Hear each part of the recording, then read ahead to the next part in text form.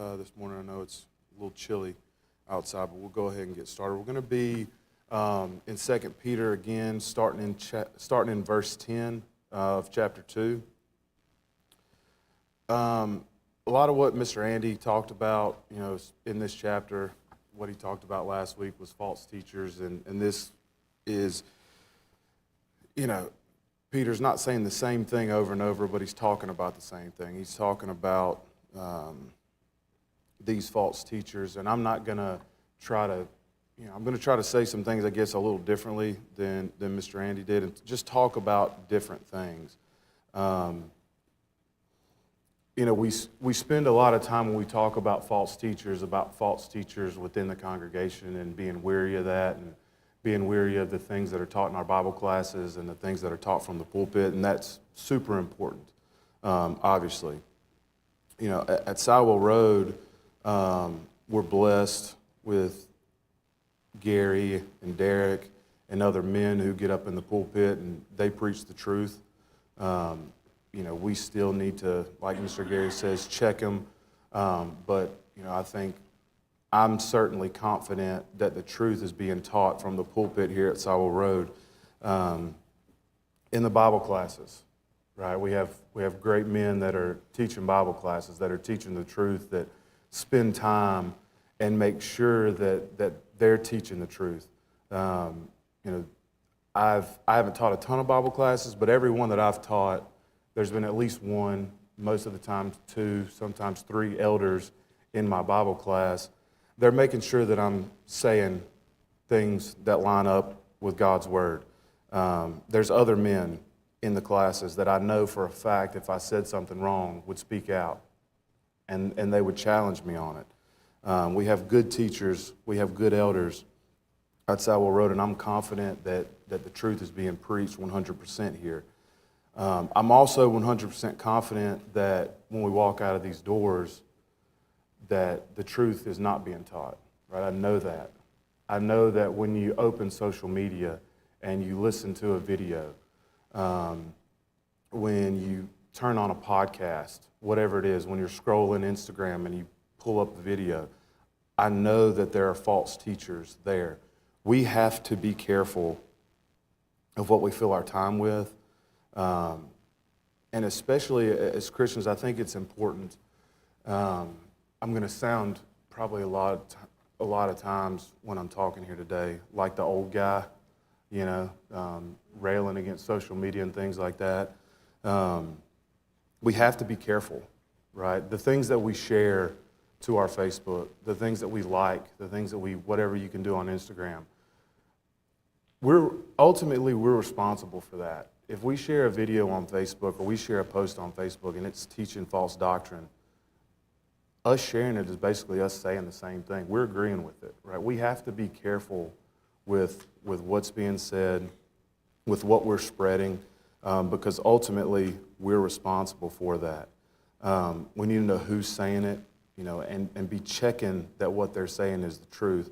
So I just want us to think about that, as we're going through, that not only do we need to be weary of false teachers within the church, but they're everywhere.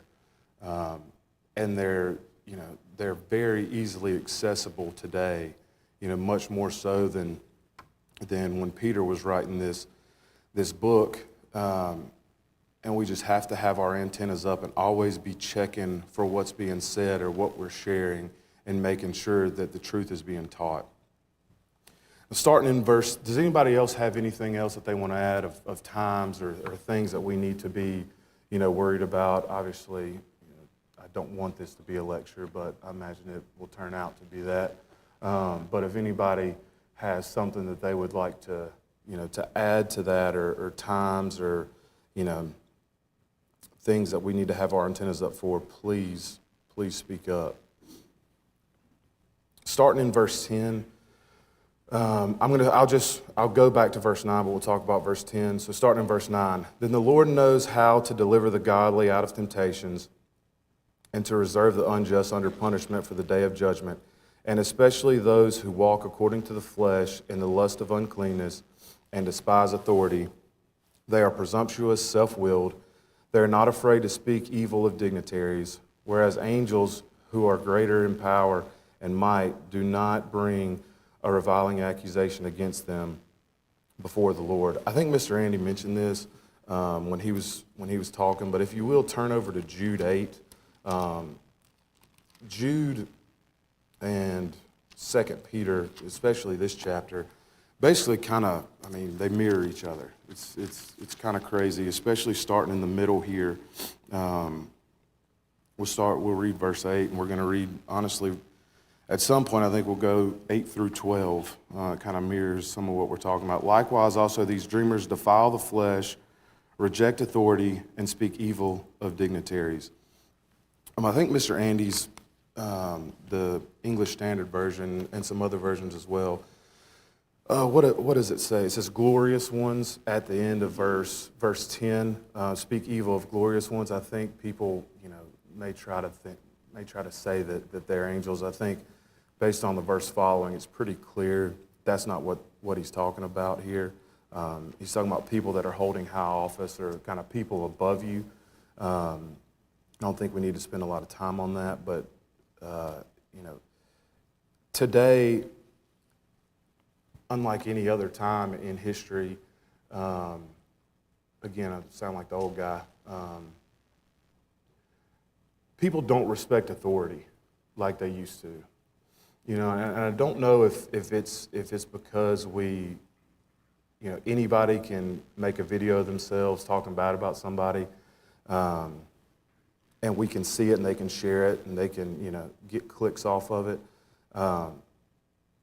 But these people didn't respect authority either, right? They spoke evil against dignitaries. They didn't care what or who disagreed with them. And it's the same today. And I think it's almost worse in many aspects. Today, when you disagree with somebody, you immediately become their enemy, right? The things that are said when you disagree with somebody, especially, morally or biblically, you immediately become their enemy. Things like homosexuality, you're immediately called a bigot if you disagree with somebody, saying, it's a sin. There's other things that we're going to talk about here, I think in verse 14, that I want to mention, but, these people back then had the same issues. Somebody say something? Okay. These people back then had the same issues that we're having today, right? No respect for authority. Anytime someone opposed them, you immediately became their enemy, especially when people spoke up against these false teachers, right? They immediately were attacked. And I think it's awful, in this day and age, that you can't have your own opinion. Anything that goes against, what makes you feel good, you're a bigot. You're trying to push people down, and that's just not the case. Standing up for what you believe in, especially when it comes to the Bible, is important. And again, it was going on in that day and age, and it's still going on today.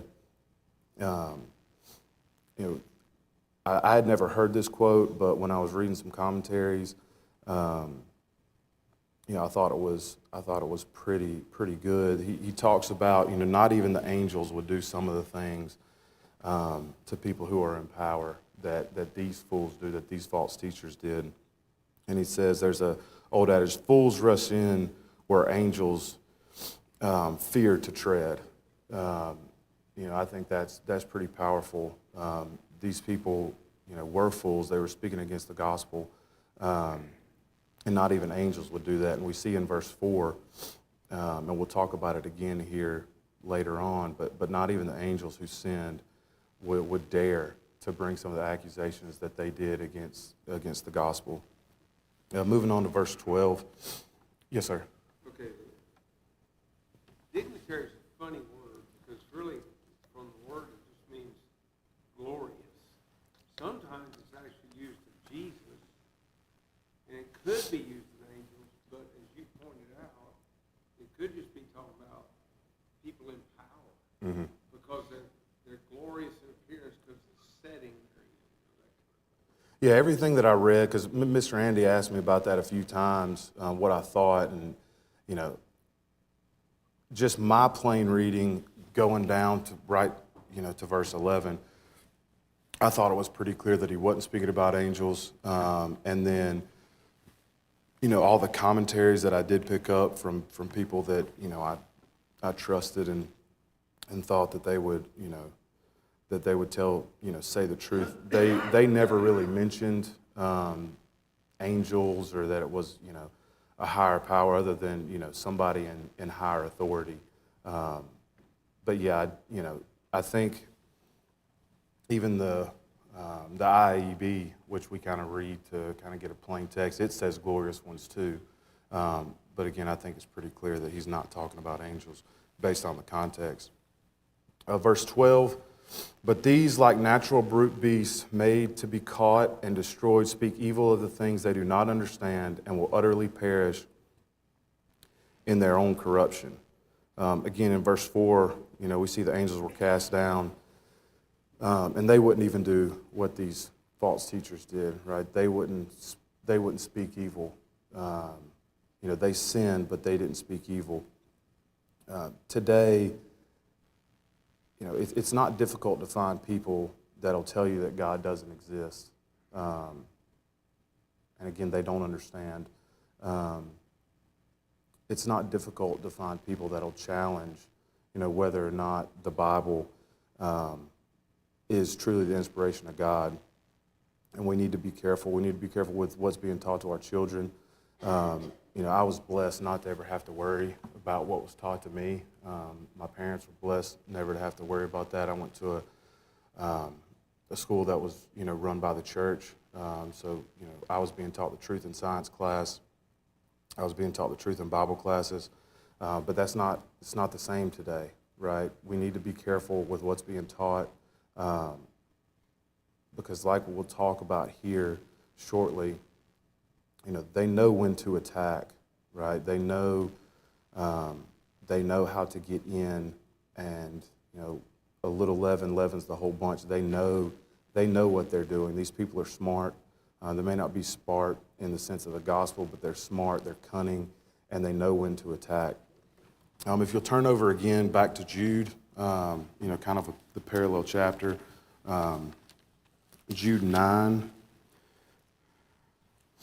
Yet Michael the archangel, in contending with the devil when he disputed about the body of Moses, dared not bring against him a reviling accusation, but said, "The Lord rebuke you." An angel, Michael, when talking to the devil, he wouldn't say bad things to the devil. He made the Lord rebuke you. These people dare to say the things that an angel wouldn't say to the devil about the Lord, and I just think that that shows their stupidity, and it shows the level of their understanding. Like he says, they don't understand. And the good thing is, we see this over and over again, and we're going to see it more. I think, is Mr. Richard teaching next week? Or are you teaching? When Mr. Andy teaches next week, we'll see what their fate is, and we'll see how to combat this. But it says, utterly perish in their own corruption. They're going to get their reward one day for the things that they're teaching and the false things that they're teaching. Moving on to verse 13. I'm going to read kind of the first part of it here. And will receive the wages of unrighteousness. Again, that's going to be their punishment. And will receive the wages of unrighteousness as those who count it pleasure to carouse in the daytime. There's that old saying, nothing good happens after 12 p.m.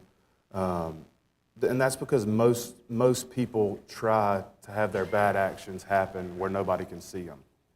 These people didn't care, right? They wanted to be out and about and doing things where people could see them, right? They didn't care. And today, more than ever, we see that, right? If you open up social media or turn on the news, whatever it is, you're going to see people championing abortion. You're going to see people championing homosexuality. talking about pornography, things of that nature. And again, if we speak out against them, we're bigots. We're in the wrong. Again, they were going through the same thing we're going through today. Isaiah chapter 5, verse 20, woe unto them that call evil good and good evil, that put darkness for light and light for darkness, that put bitter for sweet and sweet for bitter. These people were publicizing their iniquity, just like they are today, right? I mean, it's everywhere. It's everywhere. Somehow, and I don't know when this happened, but at some point, we became the bad guys for being pro-life. I don't know how on earth that can happen, but that's what has happened. We have become the people in the wrong for being pro-life. And again, they're smart with it, right? They say it's a woman's right to choose. It's her body. I'm not going to say what I want to because we're on camera here, and there's people that can watch this. But that's just ignorant, right? It's wrong. It's wrong, it's wrong, it's wrong. And we can't let people pushing us and saying, calling us names and calling us backwards and things like that affect how we feel when things go against God's word. And Peter's telling them that's going to happen, right? These people are going to be out in the open, and it's happening today more than ever. Moving on, there are spots and blemishes carousing in their own deceptions while they feast with you. Again, if you want to look at it, we won't keep turning back and forth, but Jude 12, again, talks about spots and blemishes. If you don't take care of one of these blemishes, if you don't take care of one of these spots, it's going to spread. You have to stop it, right? You have to get it out, and you have to stop it. Verse 14, having eyes full of adultery, and that cannot cease from sin, enticing unstable souls. I want to stop there, that unstable souls. We talked about, they know when to challenge you, right? A lot of times, they'll go after, people that are new in the faith. They're not going to, attack people that are strong. But I think first of all, I do want to go back. I forgot to mention this earlier. But a lot of, in my opinion, again, based on the context, and we'll see it here a couple of times mentioned, but the people that Peter are talking about here, for the most part, are people that were Christians and that fell away. So, they kind of have an upper hand with us, especially. They know what we believe, right? They know how to attack us. So that's who he's talking about here. I think that'll add some context. And these people didn't want to stop sinning, right? They didn't care. They had eyes full of adultery, and they could not stop sinning. And they prayed among the weakest among them. When I was thinking about it and how to kind of put it into context, this one, I guess, have a little story time here. I used to go play basketball a lot before we had kids. I'd go to a gym in Jackson. It was the NBA, and I'd go Tuesdays, Thursdays, and Saturday mornings. I go 3 times a week. I was never the greatest player there, but I could hold my own. And it's a lot of guys that played in college and, they were older. But then I think there was a Christmas break or a Thanksgiving break. A lot of the guys who were currently playing college and some guys that were playing pro had come back. And it was my turn to play, right? I got picked up on a team. I think they just thought I could shoot it, stereotypically, and I could. But what they didn't think about is that I couldn't guard a tree post, right? I could not guard a light pole. And you know what? They had played basketball before. They knew how to play, and they took advantage. I was the weakest among them, and they took advantage of me, right? They took every time down the court, every trip down the court, I was in a pick and roll, and whoever guarded me was scoring, and I couldn't do anything about it. I played one game and I left. They retired me. I have not darkened the doors of that gym since that day, and I'll never go back. I will never play there again. They won, right? They chose the weakest among them. They found me out, and they took advantage of me, right? I don't know if I did I guess you could say they didn't win, that I fled from temptation and I left and got out of there. But no, they turned me. I mean, they made me quit. And that's what these people will try to do to us, right? They'll get in, they'll choose the weakest among us, and they'll try to make us quit. We can't let that happen. We have to be stronger than I was, certainly that day. Hopefully we can put a better defense up than I was able to with the gospel, right? But we have to be careful. And I thought about that, and one of the reasons wasn't just because of the unstable souls, and I think Mr. Gary can probably maybe give us some more background. They have a heart trained. When I think that word trained there is kind of like exercising the muscle, right? They have a heart trained for covetous practice. They work on it, right? And they're accursed children. If you'll turn over to Ephesians chapter 4, verse 18.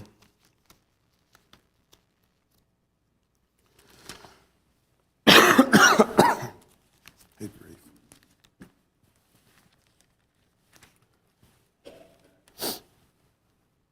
Having their understanding darkened, being alienated from the life of God because of the ignorance that is in them, because of the blindness of their heart, who being past feeling have given themselves over to lewdness, to work all uncleanness with greediness. But you have not so learned Christ, if indeed you have heard him and have been taught by him, as the truth is in Jesus, that you put off concerning your former conduct the old man was gross corrupt according to the deceitful lust. And we see this over and over again. These people that were Christians that knew the truth and were coming back to teach false doctrine. We just have to be weary of them, especially because they know what we believe, they know the truth, and they just don't care. Those people are dangerous, people that don't care, and we have to be careful.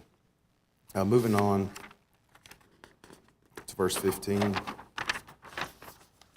They have forsaken the right way and gone astray, following the way of Balaam, the son of Beor, who loved the wages of unrighteousness, but he was rebuked for his iniquity. A dumb donkey speaking with a man's voice restrained the madness of the prophet.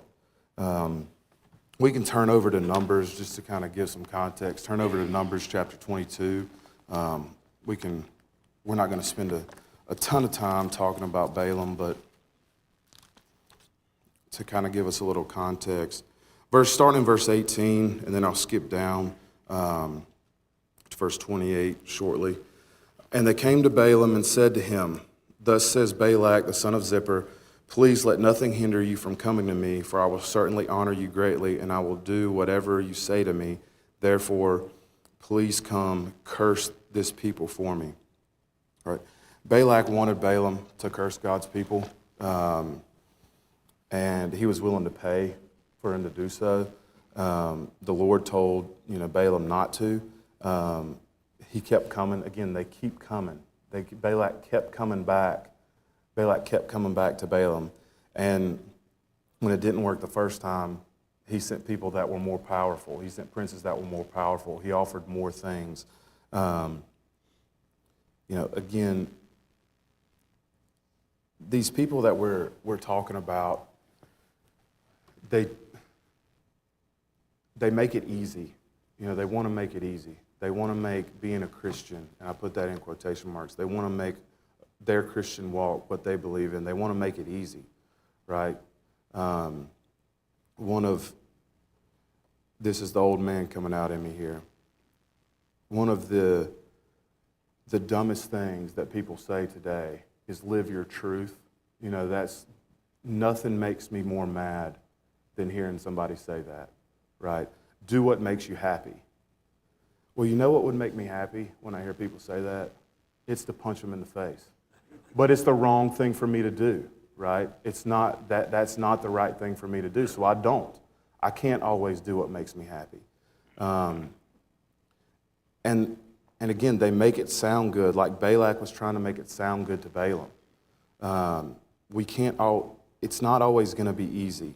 You know, that's why some of these community churches especially are filled to the brim, because it's easy. It's easy. And the reason that it's easy is because they don't really believe in anything. You know, they don't have a doctrine that they believe in, right? They don't have to, they can live their truth. But that's not what the Lord allows us to do. That's not what the Lord tells us to do. We have to follow the gospel and live for Him each and every day. And we can't always do, you know, the easy thing. We can't always do what, quote unquote, will make us happy. And as you'll see with Balaam, you know, moving on to verse 28, you know, the donkey kind of saved him. And I guess a little more about the story. We don't just have to read through Numbers, but Balaam went with Balak's princes, and he was, you know, going down the road, and Balaam's eyes were apparently shut, couldn't really see, but his donkey could. His donkey saw the angel. The angel had his sword out. The donkey veered off the road because he didn't want to, you know, die, get cut in half. And Balaam's just whipping the donkey, trying to get him back on the road. Right? And then the Lord opened the mouth of the donkey, and she said to Balaam, "What have I done to you that you have struck me these 3 times?" And Balaam said to the donkey, "Because you have abused me, I wish there were a sword in my hand, for now I would kill you." So the donkey said to Balaam, "Am I not your donkey on which you have ridden ever since I became yours to this day? Was I ever disposed to do this to you?" And he said, "No." Then the Lord opened Balaam's eyes, and he saw the angel of the Lord standing in the way with his drawn sword in his hand, and he bowed his head and fell flat on his face. You know, I think that's a pretty good story, or a pretty good call for Peter to go back to Balaam, that we need to have our eyes open, right, always. You know, what we're talking about here, again, these false teachers, we always need to have our eyes open, and we always need to be aware of the things that we're talking about and the road that we're traveling down. Again, things aren't always going to be easy for us, and they may make it sound good, but we know what the true reward is. And we know that it will be worth it if we continue on the correct path. And basically, you know, he also says that, I like Peter here because he says they're dumber than a donkey, is what he goes to, that these false teachers were dumber than a donkey, because there's, you know, because of what they're telling, because of what they're trying to tell these Christians and what they're trying to teach to these Christians. Verse 17, "These are wells without water, clouds carried by a tempest, for whom is reserved the blackness of darkness forever." Again, we're going to go back to Jude, just because I think it basically says the exact same thing. Verse 12 and 13, "These are spots in your love feast while they have,"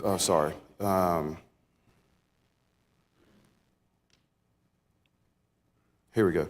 13, "Raging waves of the sea foaming up their own shame, wandering stars for whom is reserved the blackness of darkness forever." You know, basically the same thing Peter talks about, the blackness of darkness forever. But wells without water, you know, in a couple of the commentaries that I talked about, they talked about the danger of a well that has no water. You know, you got to kind of put yourself back in their time when they'd be traveling for days or for hours. They knew that there was a well in this town, or they knew that there was a well in this place. And you know, it's kind of like with my kids, right? We'll be traveling to church, and they'll say, "Hey, I got to use the bathroom," and they can hold it, you know, if we're 20 minutes away, right? But then we get 5 minutes away. They got to go way worse. Then we get 1 minute away, and they got to go way worse. That happens with our thirst too, right? You know, you're thirsty. You got 20 minutes till you can get something to drink. You're okay. You can deal with that. But by the time that 1 minute comes, you're about to die of thirst. That's how these people were, traveling to these wells. So think about, traveling all day, being hot, needing something to drink, your horse is needing something to drink. You finally get there and there's no water, right? You cannot quench your thirst. On Judgment Day, that's how people that follow these false teachers are going to feel, right? They've been following these people. They're thirsty. They get to Judgment Day, and there's going to be no water for them, right? For eternity.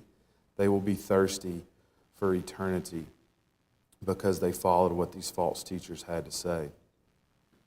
It's the same thing. You think of clouds, a farmer that needs rain, and he sees these dark black clouds that are supposed to bring the rain, and the rain just never comes, right? The reward for people that follow these false teachers, the reward is never coming. Peter, at the end of this verse, says, blackness of darkness forever. Over and over again in the Bible, darkness is, goes hand in hand with the wicked.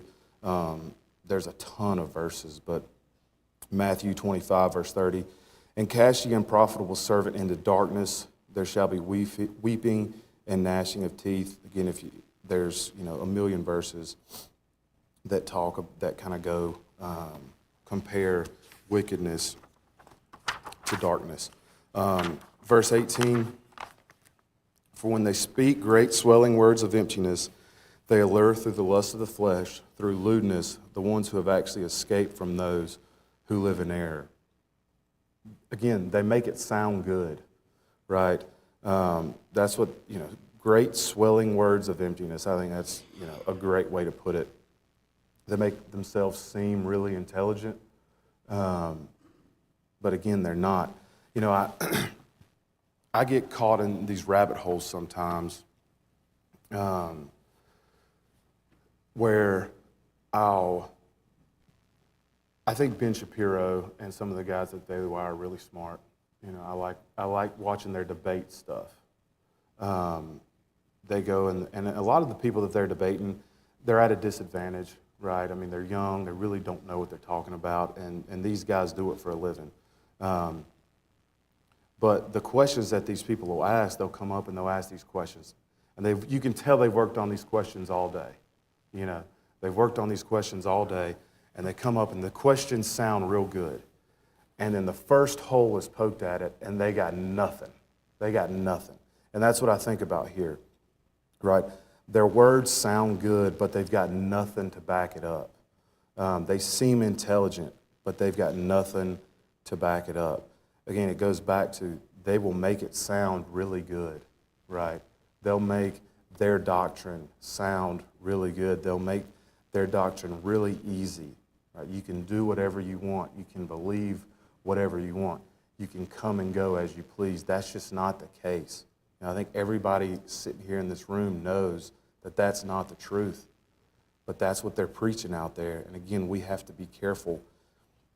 Maybe not for ourselves, but for our kids, for our friends, for our family. We have to know that what they are teaching is not the truth, and we have to call them on it, right? We have to call them on it. These people are very pompous. They're going to say that they're more intelligent than us, that we're living off of, a lot of the times I'll say living off of tradition. We're following the tradition. That basically, I don't really know what their argument is a lot of times, but basically that, they just say that's not what they meant by that. Times have changed now, and I just think that's insane. But again, that's what these people will claim to do. They're very pompous, and again, there's no substance to what they're talking about. Just as there wasn't here, words of emptiness. They're still speaking words of emptiness today. Verse 19, while they promise them liberty, they themselves are slaves of corruption. For by whom a person is overcome, by him also he is brought into bondage. one of the, I guess it is a quote, but it's something that I took from a commentary. One who claims to be free but practices sin is in the worst bondage. They are sin slave, right? These people claim to be free. They're not. They're not free. They are sin slave. If you'll turn over to John chapter 8, we can see a couple of examples of this.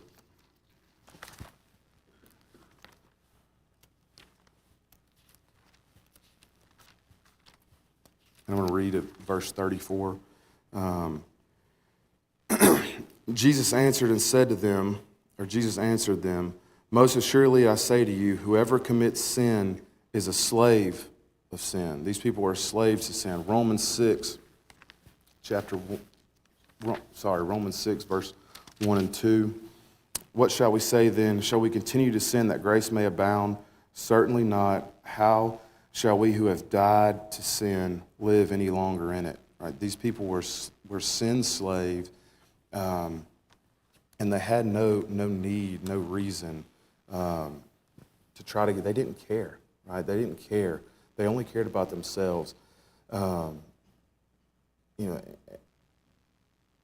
think I've said it probably 150 times. We have to be careful because these people are doing it strictly not because they love you. I truly believe that when Mr. Gary, when Derek gets up there and preaches a lesson, when Mr. Andy or Drew are teaching a Bible class, Mr. Richard, I think that they're up here because they love us, right? Because they want us to know the truth, because they care about each and every one of us. These false teachers, they only care about themselves, right? How can it further their cause? How can it, I'm not saying all of them are doing it for money, but many of them are. I'm not saying all of them are doing it for fame or popularity, but many of them are. And again, we have to be careful of what we're allowing ourselves to listen to and what we're allowing ourselves to fill our time. Verse 20. For if after they have escaped the pollutions of the world through the knowledge of the Lord and Savior Jesus Christ, I think that this again proves that they were Christians, right? They had escaped. I think, I skipped over it. It was in my notes to talk about it, but they talk about getting off the path. I can't remember exactly what verse that is, but going awry from the path. You can't be. Okay, verse 15, they have forsaken the right way and gone astray. You can't go astray if you weren't on the right path at some point, right? Same thing starting in verse 20. They couldn't have escaped the pollutions of the world if they hadn't done the right thing first, right? They couldn't turn away if they hadn't done the right things. These were Christians that were being talked about here. Through the knowledge of the Lord and Savior Jesus Christ, they are again entangled in them and overcome. The latter end is worse for them than the beginning. You're going to see at the end of verse 22, but I've never understood really how people can believe and go away. I'm going to read this quote. I agree with it, but I don't want to be the one saying it. But going away from the gospel is disgusting, right? It's as disgusting as a dog eating his own vomit or a pig wallowing in the mud. And that's what these people did.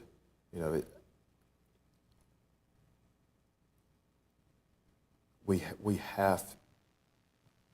have to be strong in our faith. And again, I don't hate it, but nowhere in my group of scriptures is there the way to, do the right thing or be the right person. I'm just up here kind of speaking the negatives, but Peter ends the chapter, telling us how to be strong and telling us what to do and how to combat these things. But again, it's just, he tells you what's coming, right? He tells them what's coming. He's warning them of what's coming. He's warning them of what's in their midst. It's the same thing that we have today, right? Same thing that we're going through today. I've often wondered, why is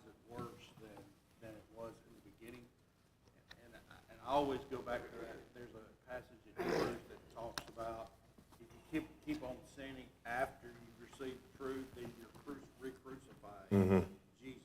Yep.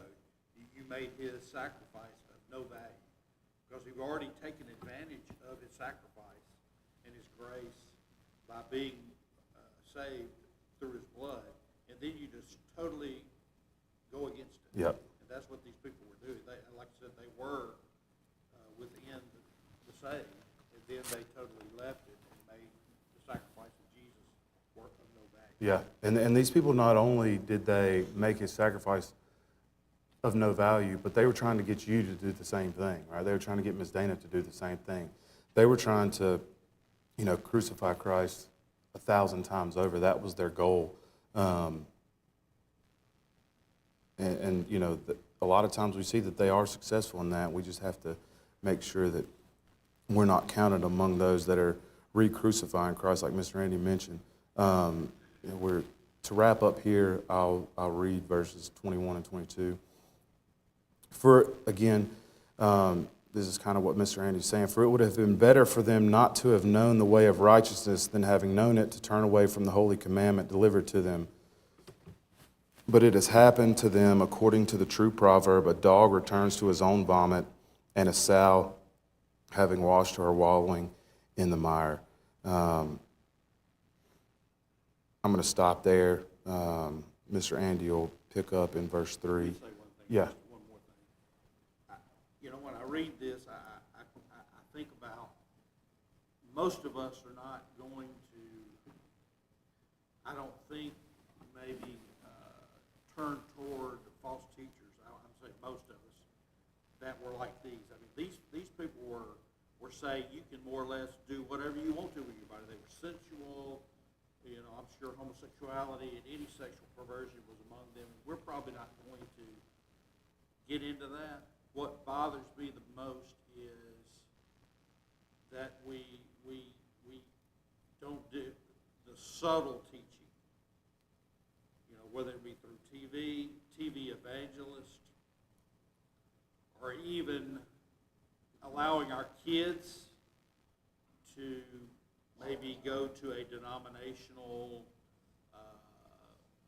some kind of event they may have where false teaching.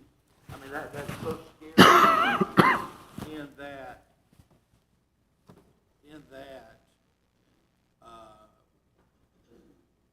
I don't know how they ever get that firm foundation if they're always, this is okay, but it's okay to go over here too and hear this other Christian group talk that is totally teaching false, and then the kids are messed up. So it's the subtlety of some of the denominational teaching that bothers me more than what we're reading about here.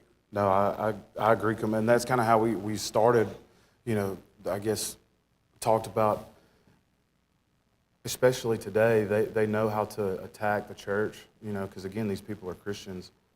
The baptism it's good, but it's not essential. It's things like that, right? Communion is, we don't have to do it every Sunday. It's just little things that, in the end up being the difference between salvation and not. But those, you're exactly right. Those are the things that we need to be careful of.